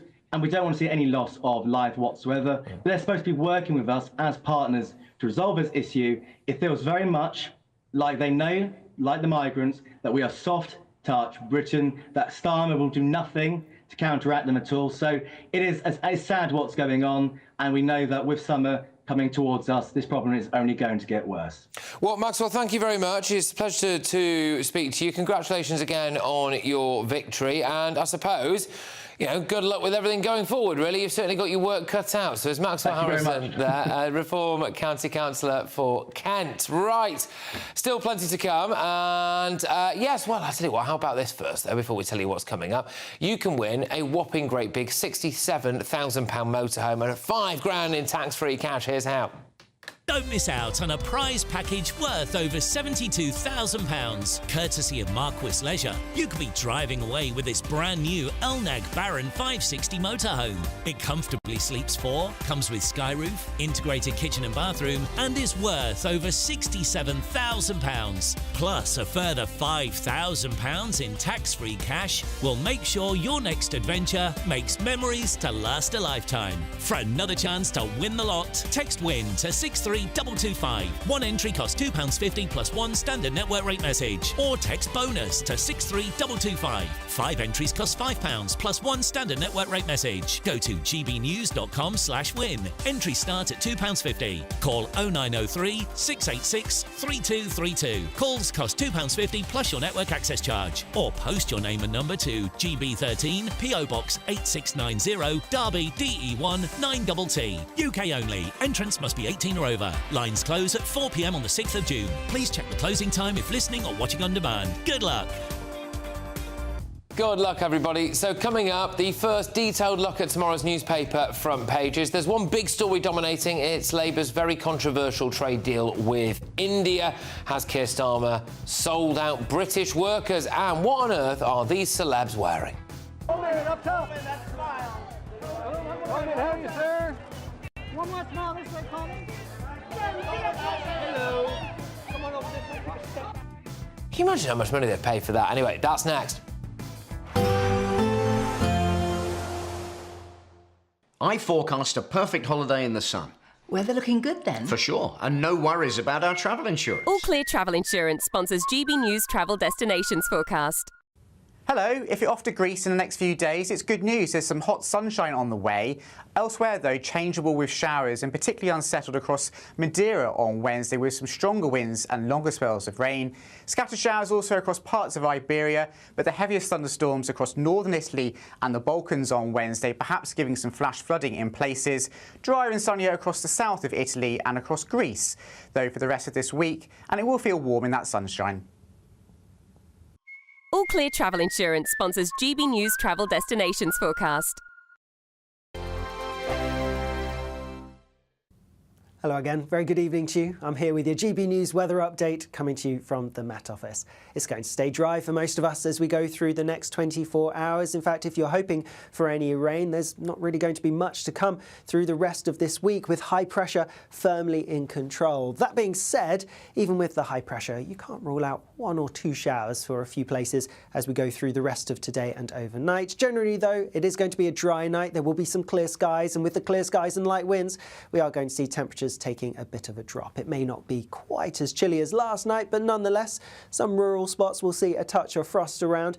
Most towns and cities, though, holding up several degrees above freezing. Nonetheless, a bit of a fresh, chilly start for many of us first thing tomorrow morning, but it is going to be a relatively bright one. Taking a closer look, and across much of southern England, a good deal of bright weather, just a few showers perhaps skirting into East Anglia and Kent. Also bright across much of the Midlands, Wales, into northern England too. 1 or 2 showers maybe.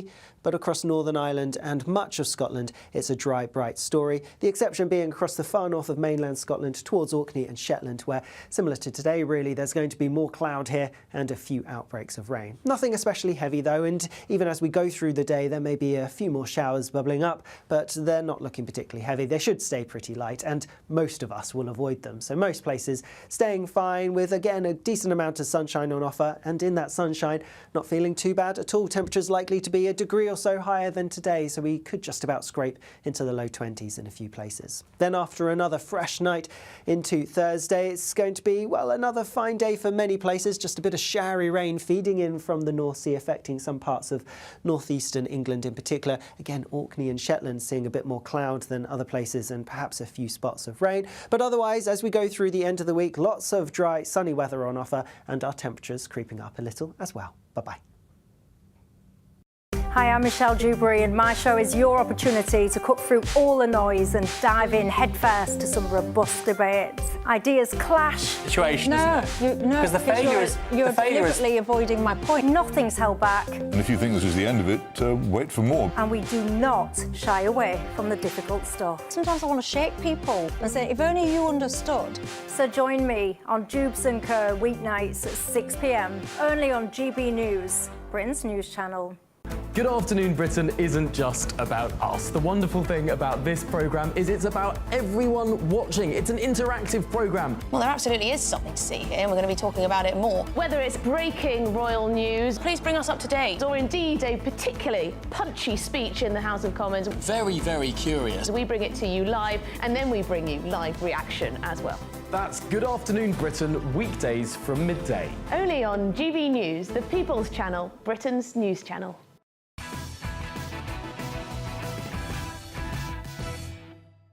Welcome back, everybody. The first look at tomorrow's newspaper front pages. The Daily Telegraph. Two-tier tax deal for Indian migrants. Starmer betrays Britain with agreement that exempts foreign staff from paying national insurance. If I whiz us over now to the Daily Express. Reverse fuel pay cut for all OAPs now. Labour turmoil over cuts in winter fuel payment for pensioners. So basically, there's some mixed messaging now coming out of Labour, spearheaded really by Wes Streeting, who appears to be suggesting that they are reconsidering the cuts to winter fuel payments for pensioners. Of course, some would argue the damage has been done, given we're now going into summer. But anyway, the next paper I've got for you is The Sun. They've got, well, a fascinating, if not very morbid, front page about Maddie McCann. It says Maddie, the unseen evidence, and this preempts a German court case. It's a world exclusive by The Sun. Christian Bruckner, who is one of the suspects anyway, wrote of a vile child kidnapped fantasy, and apparently police found guns, toys and children's clothes in his lair. This is supposedly the evidence that is about to be presented to a German court. So there we are. The other paper I'm going to be doing now is the Daily Mail. Labour's tax break for Indian workers. Tories blast Starmer's Delhi trade deal that will make it cheaper to employ foreign staff. I'll finish off with the Metro. Superbike girlfriend tragedy number 2. The girlfriend of a motorcycle racer killed with a rival in a horrifying 11-bike pile-up, lost another partner in a race 9 years ago. It's been revealed. Good grief. There we go. Look, let's zone in.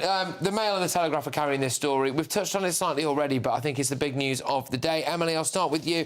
If it makes it easier and cheaper for British employers to hire Indian workers as opposed to Brits, then Starmer has sold Brits down the river, hasn't he? Well, he has, but my understanding is it has to be an Indian-owned company. So I don't think these are going to be huge numbers. I still think it's going to feel incredibly unfair to a lot of people in this country who feel that, you know, our NIs have just been put up, or rather people who employ, they're having to put up their employers' NIs. People, particularly in hospitality and retail, have been absolutely clobbered by this at a time when they're already really suffering. I do have a question. So I just think for voters across the land, it's a terrible, terrible message. And it really feels that you sort of felt that Starmer wasn't sort of expecting that question, and that it was something that had been slipped through. Well, he couldn't answer it, He couldn't answer it. But the other thing he couldn't answer either, which makes me worry, he literally wasn't briefed about this, is that he couldn't work out whether carbon taxes were going to be applied to any Indian steel, aluminium or ceramics coming in. And again, we haven't found a buyer for Scunthorpe Steel yet, but what, we're going to allow more Indian steel, supposed green steel, flood into this country with no carbon taxes being applied to them? I do have a question. Is the NI, this whole row of NI, does it apply to the employers or just the employees? So if you have, for example, the employees not having to pay it, but the employers still have to pay, that makes the difference, because that actually makes the difference as to whether it's cheaper to employ Indian workers. And then there's also the argument that if Indian companies in the UK can then just basically have Indian staff in the UK on rotation for 3 years, then you could foresee a situation where there'll be more Indian companies moving to the UK for that tax break. But isn't that the point that the government's making, that this is going to... But there's no clarity, that's a problem. But the whole point is that it's going to increase trade with India by, I think, 25 billion, and any potentials Those numbers of tax... are meaningless. Well, that's what the government's projected. It assumes everything goes right. And, you know, assuming, you know, the NI figures maybe, I think, will be like 100 million or something. So whatever it is vastly outweighed by the injection to growth of the British economy. So this is what... So Nigel Farage is quoted in the Telegraph here. So this is what he has to say. He says that two-tier case, his words, was betraying British workers. If you look at the detail, it's truly extraordinary. This government doesn't give a damn about working people. The Labour Party have, this time, in a big, big way, betrayed working Britain. And that's why many people voted for us last Thursday. And I think there's really something in that. I mean, you mentioned the steelworks. I never thought I'd see the day that a Labour minister was celebrating the closing of steelworks, or the closing of coke plants in Port Talbot, or the closing of oil refineries in Scotland. You know, big industry. They just nationalised to take control of it. To keep it open. Nationalising industry doesn't change the fact that it's too expensive. They just acted to keep it open. They're not celebrating closing. Now, Emily, we've got this idea now that they're letting down British workers again. I mean, the Labour Party is giving ground to reform, surely, amongst the working class. No, it doesn't really matter. The detail might come out in the next few days, and actually this might not be as bad as Nigel Farage is selling it. But the fact is, Farage doesn't care. He's brilliant at running with a line. He's got this line out, and Labour are not ready for it. Yes, but that in these comms wars, in these kind of wars on the ground, a simple line works. And Labour are still struggling to get their message across. Well, I certainly agree with you on that. Farage is nothing if not a good communicator, even if the communication happens to be completely unfactual. We don't know that. None of this is clear. And one of the things that Starmer really should have been able to answer about was whether we're now going to get even more cheap products with no carbon taxes put them coming in from India and wrecking the very industry taxpayers are on the hook for, Jonathan, which is British steel. They were so desperate for a bit of good news, and I can understand that given the kicking that they got midweek. But they were so desperate for a bit of good news. We think they rushed it out. Not only have they rushed this, they've rushed the deal out since, because Trump only announced the trade tariffs a couple of months ago, and this isn't a deal in the making for 3 years. Are you trying to tell me in the space of basically weeks, this hapless Labour government has managed to...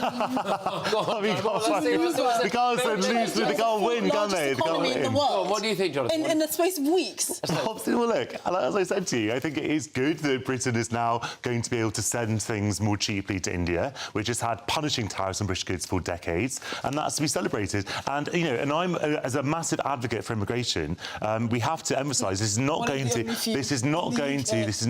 to improve access for Indian people. And the numbers, as Esther said, are capped at 1,800 for the yoga teachers. That's skilled visas. That's really separate. Let's put this on. Because we actually have the former deputy editor of Vogue with us this evening. That's right. That's me. Your viewers never realise all these outfits I've been wearing. Yeah. I actually have. There's a real background to it. So it's not Jonathan. The stars were out. The stars were out in force last night for the annual Met Gala held in New York. Those in attendance made sure to turn heads with their outfits. So we've got Coleman Domingo and others wearing outfits that range from the cool to the downright bizarre. Look at this on fashion's biggest night. The theme of the night was super fine, tailoring black style, and as you can see, those who attended were sure not to disappoint. Emily, as the former deputy editor of Vogue, what would you have been saying about this started out as a very good cause, which is to raise money for the Met. And it started out as what would have been termed fashion. Really beautiful gowns. The pictures used to go completely... When I was working at... when I was still at Vogue, the pictures used to go completely viral. But increasingly, year after year, to keep attention, these outfits have got more bizarre. I mean, none of us know what's going on here. I mean, and it has ceased to be. It's not about fashion. This is about the camp, the outrageous. But that's a great outfit. That's that is a great outfit. She looks amazing. Yes, but she looks like she's actually on the substance. Right? Yeah. She actually is on the substance.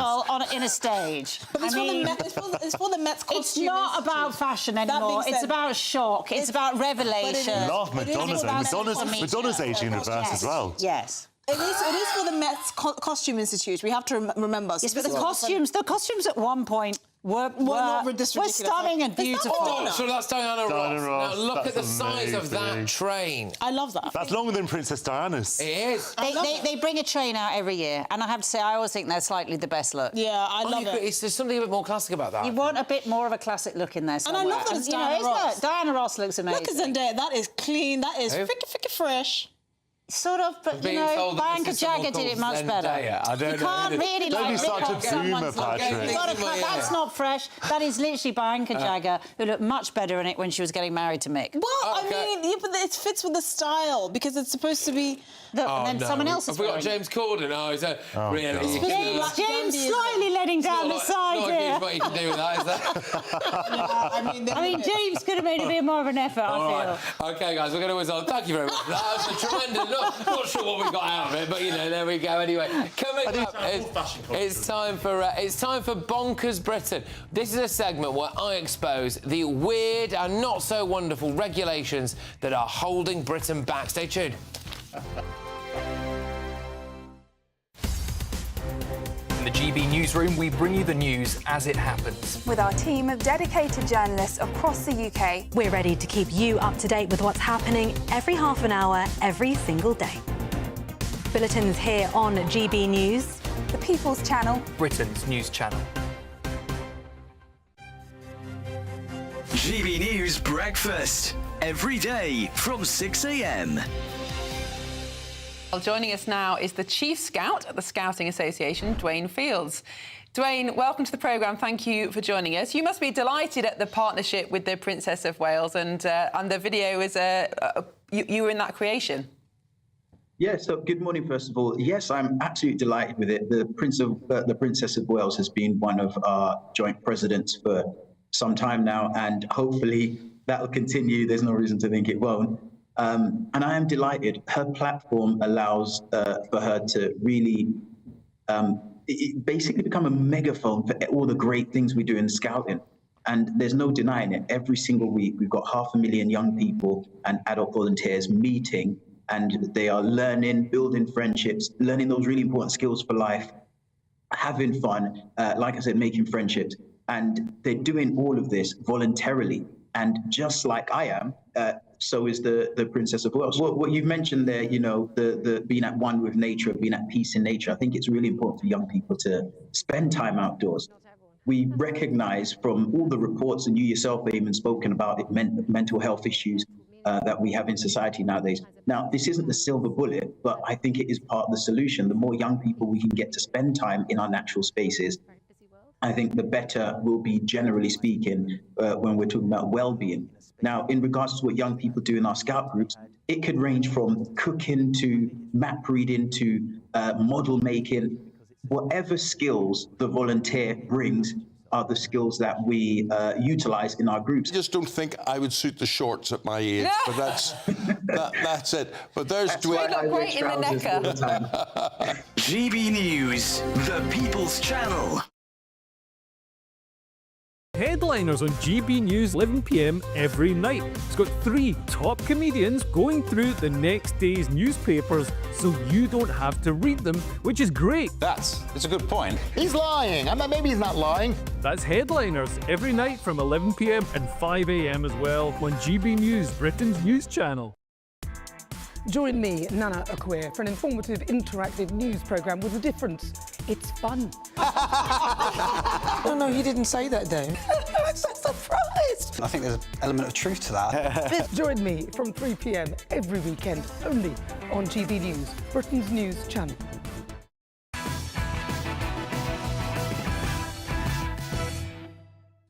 Welcome back. So let's round off tomorrow's newspaper front pages very quickly. The Guardian says Israeli minister says Gaza will be destroyed and people driven out.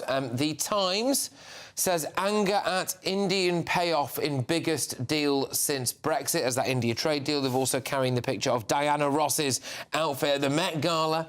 The Eye. Historic UK trade deal with India faces backlash over tax break for migrant workers. There is very much a theme on tomorrow's newspaper front pages.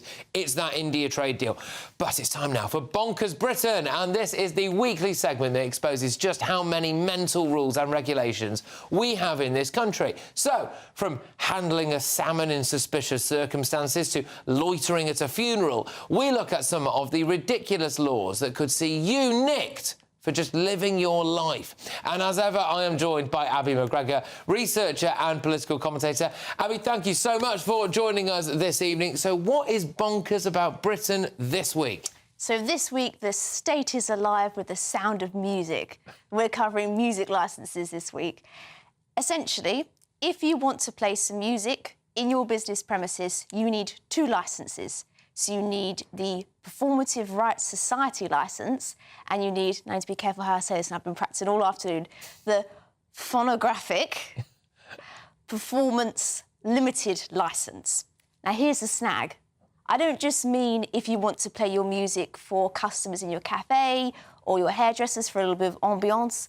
I mean, if you're sitting in the back room, you're in your chair, you're eating a biscuit, you're blasting out Daddy Cool on your personal Bluetooth speaker.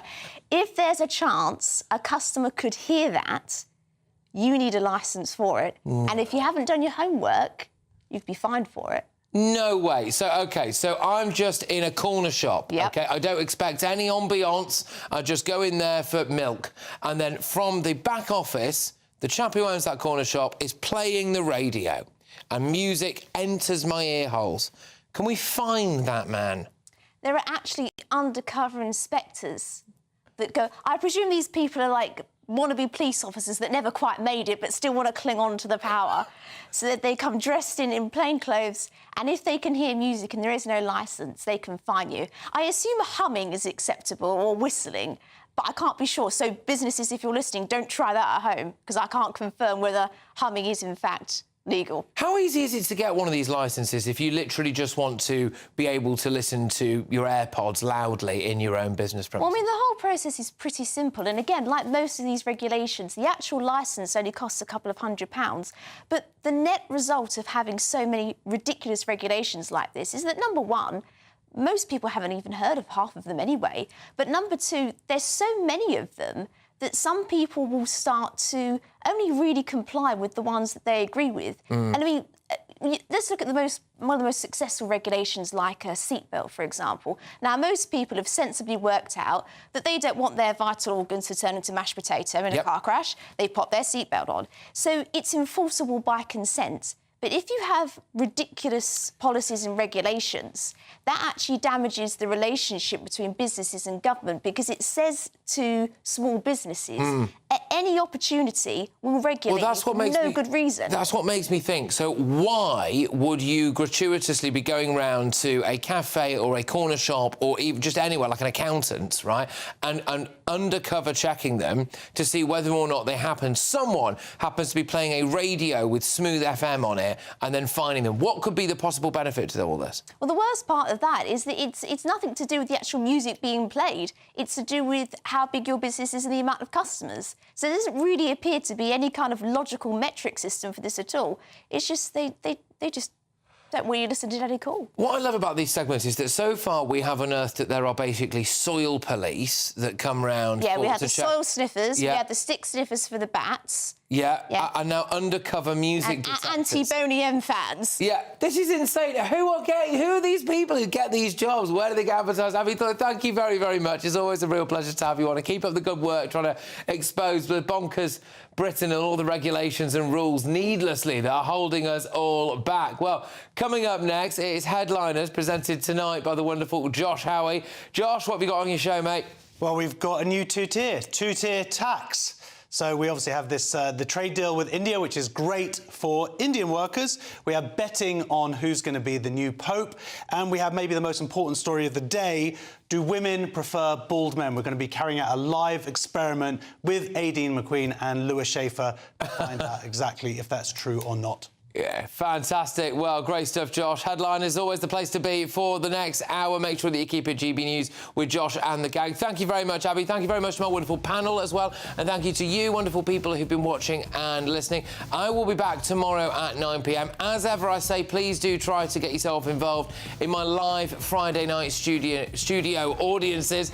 You can go to SRO, type that in, and then search on their website the tickets for GB News. It is always great to see as many of you as possible live here in the studio. So, yes, that's all from me now. I'll be back tomorrow at 9 p.m. Make sure that you keep your GB News for headliners for the next hour or so. I'll see you tomorrow. Take it easy.